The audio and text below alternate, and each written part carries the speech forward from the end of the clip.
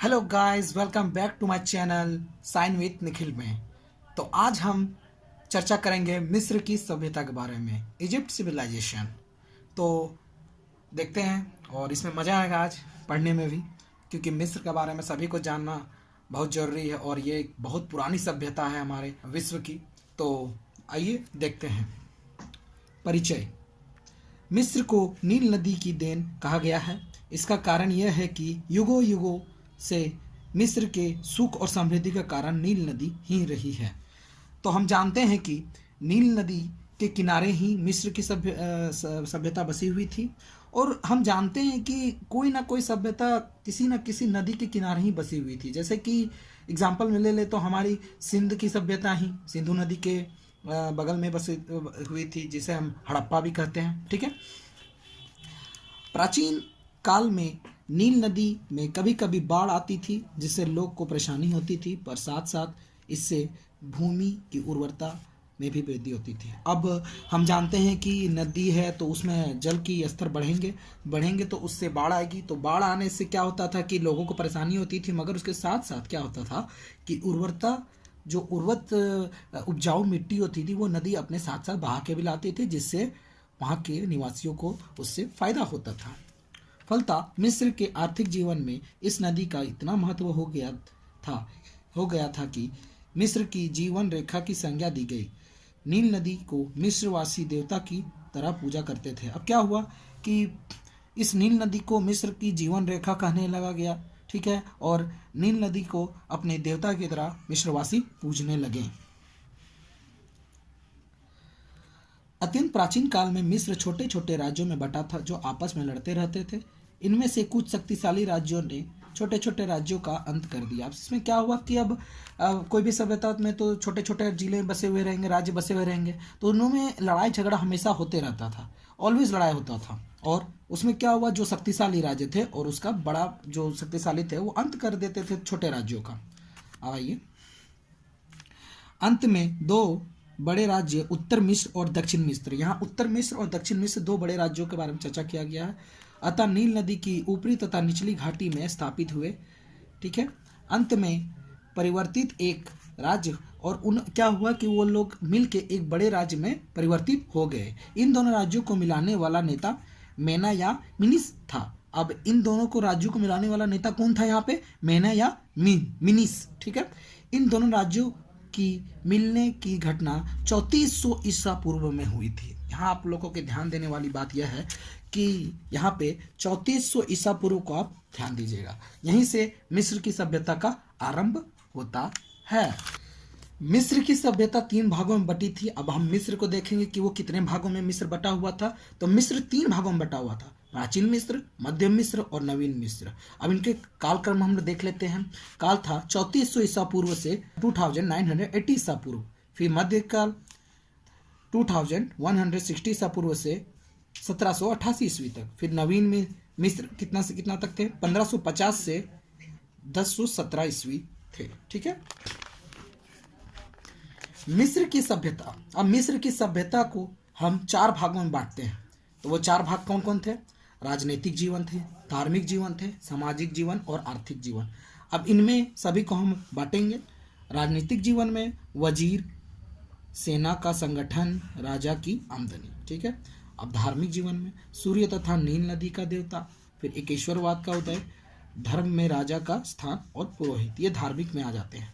फिर सामाजिक में कौन आते हैं? स्त्रियों की दशा देखेंगे, सामाजिक जीवन के अन्य पहलू के बारे में देखेंगे, और आर्थिक जीवन में कृषि, पशुपालन और व्यापार के बारे में हम डिटेल में देखेंगे। ठीक है। अब पहला, राजनीतिक जीवन। अब राजनीतिक जीवन में क्या क्या घटना घटी उसके बारे में हम चर्चा करेंगे। ठीक है। मिस्र का राजा फराव कहा जाता था। अब मिस्र का राजा को क्या कहा जाता था? फराव कहा जाता था। इसका शाब्दिक अर्थ है बड़ा घर। सिद्धांत फराव की शक्ति असीम थी। अब यहाँ कहा जाता है कि फराव की शक्ति बहुत अधिक थी। वह पूर्णतया निरंकुश तथा स्वेच्छाचारी शासक था। वो एक निरंकुश शासक और स्वेच्छाचारी था, जो खुद अपना ही देखता था। मिस्रवासी फराव को ईश्वर मानते थे तथा उसके कर्मचारियों को ईश्वर का नौकर कहा जाता था। अब मिस्रवासी फराव को ईश्वर की तरह पूजते थे। ठीक है। और उसके कर्मचारियों को नौकर की तरह मानते थे। फराहो जनसाधारण की पहुंच के 12 सामंतों और मंत्रियों के बीच रहता था। अब फराहो कहाँ पे, आप फराहो का दरबार लगता था, वहाँ पर उसके 12 सामंत रहते थे और मंत्री रहते थे, उन्हीं के बीच वो रहता था। ठीक है, जिससे जनता उसे आतंक और श्रद्धा से देखती थी। वह मिस्र की सारी भूमि का स्वामी होता था। वह भूमि दे भी सकता था और ले भी सकता था। अब राजा है तो उसके हाथ में सारे पावर रहते थे, तो वो भूमि का ही मालिक होता था और उसके हाथ में रहता था कि वो भूमि दे भी सकता है और छीन भी सकता है। उसके पास दोनों शक्तियाँ थी। अब राजा के अंदर आते थे वजीर, जैसे मैंने आपको पहले बताया कि इनकी डिटेल में चर्चा करेंगे। तब वजीर, फराहो के बाद शासन में सबसे अधिक महत्वपूर्ण पद वजीर का था, जो शासन कार्य में राजा की मदद करता था। अब वजीर का स्थान राजा के बाद आता था और राजा की वो बहुत ही मदद करता था शासन को संभालने में। ठीक है, जिसके जिम्मे लगान वसूली और न्याय शासन का विभाग था। जमीन का खाता लेखा जोखा उसी की दफ्तर में होता था। अब क्या होता, वजीर के अंदर में आ जाता था, क्या आ जाता था, तो उसके जिम्मे आते थे, लगान वसूलता था, वो न्याय का भी कराता था और जमीन का जो खाता भी दिखता था और लेखा जोखा भी वही रखता था। फराव के बाद न्यायार्थ दरबार वजीर के यहाँ लगता था, वहाँ सभी झगड़ों का फैसला करता था। अब वजीर क्या करता था, वजीर न्याय भी करता था, उसके यहाँ दरबार भी लगता था। अब हम इसको ऐसे समझ सकते हैं एग्जाम्पल के तौर पे, अब मान लीजिए हमारी किसी से लड़ाई हुई है, तो हम तो डायरेक्ट तो सुप्रीम कोर्ट नहीं जाएंगे लड़ने के लिए, हम सबसे पहले डिस्ट्रिक्ट कोर्ट जाएंगे, फिर वहाँ भी नहीं होगा तो हम हाई कोर्ट जाएंगे, उसी के हिसाब से होता था। ठीक है, अब राजनीतिक में हम देखेंगे राजा की आमदनी क्या होता है, राजा की आमदनी कैसे होती है, जरा देखेंगे। कृषि प्रधान सभ्यता होने से राजा की आमदनी का सबसे बड़ा साधन भूमि कर था। किसान अपनी उपज का 10वें से लेकर 20वें हिस्से तक मालगुजारी देते थे। अब क्या था कि राजा को कृषि से भी बहुत मदद मिल जाती थी, उससे भी टैक्स लेते थे, और किसान जो उपजाते थे उससे भी वो टैक्स ले लेता था। सूडान की खानों में भरपूर मात्रा में सोना आता था। अब वहाँ पर जो सूडान जगह था वहाँ से भी उसे बहुत ही सोना प्राप्त होता था। अब तीसरा पॉइंट देखते हैं राजनीतिक स्थिति में, राजनीतिक जीवन पे। सेना का संगठन, प्रारंभ में मिस्र में सेना सामंतवादी ढंग पर संगठित थी। आवश्यकता पड़ने पर सरदार अपने सैनिकों से फराव की मदद करता था। क्या था कि राजा के पास अपना एक सैनिक संगठन नहीं था, वो सामंतों पे ही डिपेंड रहता था। सामंत उसे सैनिक प्रदान करते थे अगर कुछ भी प्रॉब्लम होती थी। बाद में सरदारों का प्रभाव नष्ट करने के लिए राजाओं को अस्थायी सेना का प्रबंध करना पड़ा। 12वें राजवंश के बाद अस्थायी सेना की प्रथा चली। अब क्या हुआ, राजा तो डिपेंडेंट हमेशा रहेंगे नहीं, तो राजा ने क्या किया, अपनी अस्थायी सेना को रखना प्रारंभ किया और 12वें राजवंश के बाद अस्थायी सेना रखने का प्रथा चल पड़ी। हिक्सस यहाँ एक राजा का नाम है। हिक्सस के आक्रमण का एक शुभ परिणाम यह हुआ कि मिस्र वालों ने घोड़े और रथ का प्रयोग सीखा, जिसमें उनकी सेना की कार्य कुशलता और निपुणता में वृद्धि हुई। क्या हुआ, हिस्कस के द्वारा मिस्र वालों को क्या लाभ हुआ, तो हिस्कस के द्वारा मिस्र वालों को यह लाभ हुआ कि उन्होंने घोड़े का प्रयोग करना सीख लिया और रथ का भी। तो ये राजनीतिक जीवन हमारा पूरा कंप्लीट हुआ। अब आ जाते हैं हमें धार्मिक जीवन पे। धार्मिक जीवन भी बहुत ही जटिल था इन लोगों के में। संसार में किसी किसी जाति को मरणोपरांत जीवन में इतना विश्वास नहीं था जितना इन लोगों को था। राजाओं ने मरणोपरांत जीवन का सुख भोगने के लिए अपने मृत शरीर को जीवित रखने के लिए ऊंचे ऊंचे मकबरे बनाए, जिन्हें पिरामिड कहते हैं। अब क्या हुआ कि मिस्र के लोग मरने के बाद भी जीवन में यकीन रखते थे। उन लोगों का मानना था कि मरने के बाद भी उनका शरीर जीवित रहता है, और इसी के वजह से उन लोगों ने अपने मृत शरीर को सुरक्षित रखने के लिए पिरामिड की आविष्कार किया। पिरामिड जैसे मंदिर में उन लोगों को शव को रखा जाता था, और उनका मानना था कि पिरामिड में रखने से उनके शव सुरक्षित रहेंगे।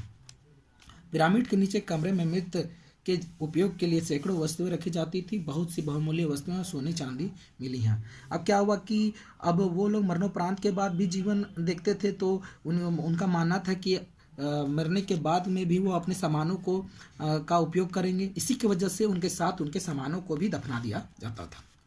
अपने धार्मिक विश्वासों के कारण ही उन लोगों ने शव को सुरक्षित रखने का प्रयास किया। आज भी प्राचीन मिस्र के अनेक मृतक शरीर, जिन्हें मम्मी कहते हैं, हमारे हजारों साल से सुरक्षित है। अब हम अभी भी जानते हैं कि मिस्र के जो पिरामिड के अंदर हमें मम्मी मिलते हैं वो अभी भी बहुत ही सुरक्षित है।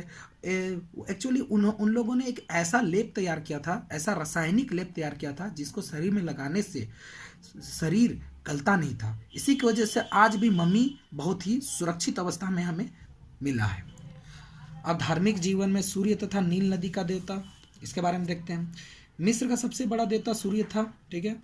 इसके कई नाम थे। अब सूर्य देवता कई नाम थे यहाँ, रा, अमन तथा होतस। बाद में एमन नाम ही ज़्यादा प्रचलित हुआ। बाद में क्या हुआ, एमन नाम ही ज़्यादा प्रचलित हुआ। सूर्य के बाद नील नदी के देवता का प्राधान्य था, इसका नाम ओरिसिस था। क्या था, अब सूर्य के बाद नील नदी के देवता को भी माना जाता था, और नील नदी के देवता क्या बोलते थे, ओरिसिस। क्या बोलते थे, ओरिसिस, ठीक है। भारतीयों की तरह ही प्राचीन मिस्र के निवासी आत्मा के अमर तत्व में विश्वास करते थे। अब मिस्रवासी क्या कहते थे कि वो मानते थे कि मरने के बाद भी उनकी आत्मा जीवित रहती थी, वो उनका मानना था। उन लोगों ने स्वर्ग और नर्क की भी कल्पना की थी। अब उन लोगों ने स्वर्ग और नर्क की भी कल्पना कर ली थी। उनके अनुसार स्वर्ग में अनाज के बड़े बड़े पौधे होते थे तथा सदैव शीतल मंद सुगंध वायु चलती रहती थी। अब उन लोग क्या मानते थे कि स्वर्ग में हमेशा बहुत ही सुगंधित हवा बहती थी और वहाँ पर अनाज के बड़े बड़े पौधे भी होते थे। नर्क में बड़े बड़े भयानक जंतु मनुष्य को खाने को तैयार रहते थे। अब नर्क में क्या था जीवन, तो वहाँ पे बड़े बड़े जंतु मनुष्य को खाने के लिए तैयार रहते थे, ये इन लोग का मानना था। और धार्मिक जीवन में सेकंड पॉइंट है एकेश्वरवाद का उदय।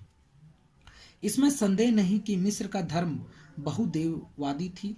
अनेक देवी देवताओं की पूजा होती थी। कभी कभी तो इतने देवता नजर आते थे कि घबराहट सी होती थी।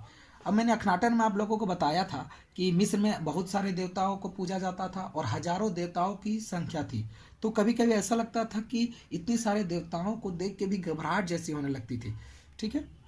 लेकिन धीरे धीरे इन अवस्थाओं को पार करता हुआ मिस्र का धर्म एकेश्वरवाद की निकट पहुंचा। अब धीरे धीरे यह अवस्था से पार हुआ और अखनाटन के द्वारा एक एकेश्वरवाद का नींव रखा गया।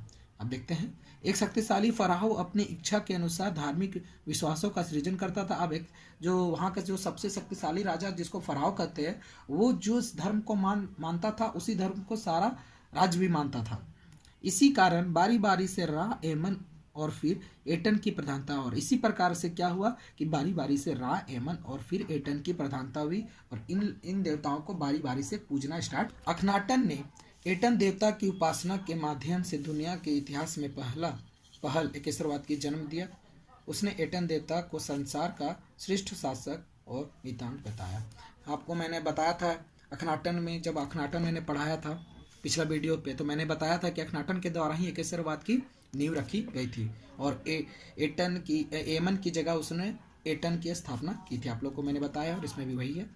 धर्म में राजा का स्थान। अब धर्म में राजा का क्या स्थान था देखते हैं, धार्मिक में ही है।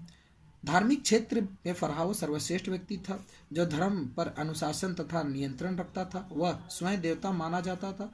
वह एमन तथा रा का पुत्र था और शासन करने के लिए उसे देवी अधिकार प्राप्त थे। अब क्या था, धर्म में सबसे बड़ा कौन था, तो राजा था, और वो जिस धर्म को मानता था वही सारे राज्य के भी लोग मानते थे। वही मैंने अभी बताया आपको थोड़ी देर पहले। पुरोहित। अब पुरोहित के बारे में देखते हैं धार्मिक जीवन।